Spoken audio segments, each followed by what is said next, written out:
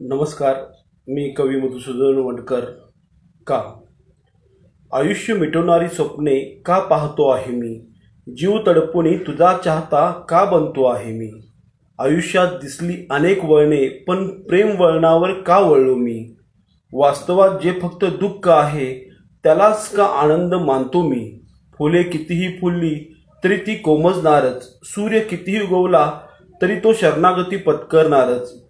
यातील दुसरी बाजू स्वतःचा पराभव आहे. हे सर्व काही माहीत असूनही प्रेममार्ग का सोडू शकलो नाही. कितीतरी प्रेमांना रंग दिला मी, पण स्वतःच्या प्रेमाला रंग देऊ शकलो नाही.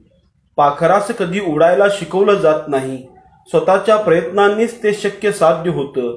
त्याप्रमाणे प्रेम कोणावरही करायला शिकवलं जात नाही, स्वतःच्या सुंदर विचारांनी ते प्रेम नांदतं.